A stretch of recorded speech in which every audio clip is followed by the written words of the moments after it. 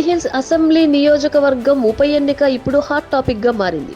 ఈ ఎన్నికల్లో ఎలాగైనా సరే గెలవాలనే పట్టుదలతో అధికార కాంగ్రెస్ పార్టీ కసరత్తు చేస్తోంది. ఇప్పటికే బీసీ అభ్యర్థిని బరిలోకి దింపాలని కాంగ్రెస్ పెద్దలు భావిస్తున్నారు. 4 అభ్యర్థుల జాబితాను సిద్ధం చేసిన టీపీసీసీ పెద్దలు ఢిల్లీకి పంపినట్లు తెలుస్తోంది. అభ్యర్థి ఎంపిక దాదాపు తుది దశకు చేరుకుంది. 2023 ఎన్నికల్లో హైదరాబాద్ జంట నగరాల్లో కనీసం ఒక్క సీటు కూడా కాంగ్రెస్ పార్టీ గెలవలేదు. దీంతో ఈసారి జూబ్లీహిల్స్ ఎన్నికల్లో ఎలాగైనా గెలవాలనేది కాంగ్రెస్ పెద్దల మాట. అటు బీఆర్ఎస్ కూడా ఉప ఎన్నికల్లో విజయం తమదే అని ధీమా వ్యక్తం చేస్తోంది. సిట్టింగ్ ఎమ్మెల్యే మాగంటి గోపీనాథ్ ఆకస్మిక మృతితో జూబ్లీహిల్స్ ఉప ఎన్నిక జరుగుతుంది. గోపీనాథ్ సతీమణి సునీతను అభ్యర్థిగా ఎంపిక చేశారు. సానుభూతి ఓట్లు వస్తాయనేది గులాబీ నేతల ఆలోచన. అదే సమయంలో 2 ఏళ్ల కాంగ్రెస్ పాలనపై ప్రజలు తీవ్ర ఆగ్రహంతో ఉన్నారని ఇప్పటికీ పదే పదే చెబుతున్నారు. అసహనంతో ఉన్న ప్రజలు జూబ్లీహిల్స్ ఉప ఎన్నిక తీర్పు ద్వారా కాంగ్రెస్ పెద్దలకు బుద్ధి చెబుతారనేది కారు పార్టీ నేతల మాట.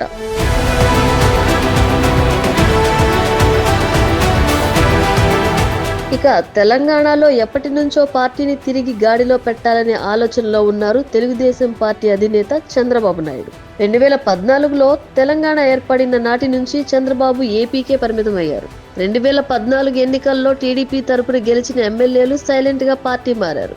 ఇక 2018 ఎన్నికల్లో టీడీపీ తరపున గెలిచిన ఎమ్మెల్యే కూడా గులాబీ పార్టీలో చేరిపోయారు. దీంతో నాటి నుంచి టీడీపీ పూర్తిగా డీలా పడిపోయింది. సరైన నేత లేకపోవడంతో క్యాడర్ అంతా సైలెంట్ అయిపోయింది. ప్రతి ఎన్నికల సమయంలో సమావేశాలు జరుపుతున్నారు తప్ప పోటీకి మాత్రం ముందుకు రావటం లేదు.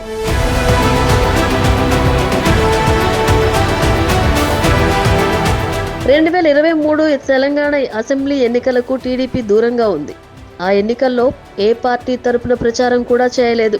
ఇప్పుడు కూడా అదే విధానం కొనసాగించాలని నేతలు సూచించారు. తాజాగా తెలంగాణ టీడీపీ నేతలతో చంద్రబాబు సమావేశమయ్యారు. ఈ భేటీలో ప్రధానంగా జూబ్లీహిల్స్ ఉప ఎన్నికపై చర్చించారు.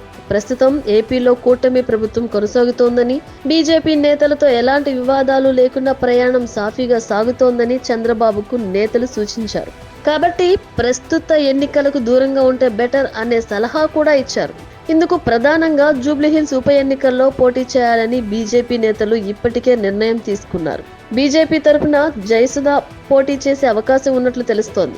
ఇక సర్వే ఫలితాలు కూడా కాంగ్రెస్, బీఆర్ఎస్ ల వైపే ఎక్కువగా మొగ్గు చూపుతున్నాయి. ఇలాంటి సమయంలో పోటీ చేసి ఓడిపోతే పార్టీ పరువు పోతుందనే అభిప్రాయం వెల్లడించారు. అందుకే జూబ్లీహిల్స్ ఉప ఎన్నికకు దూరంగా ఉండటమే బెటర్ అనే సూచనకు చంద్రబాబు కూడా ఓకే చెప్పారు.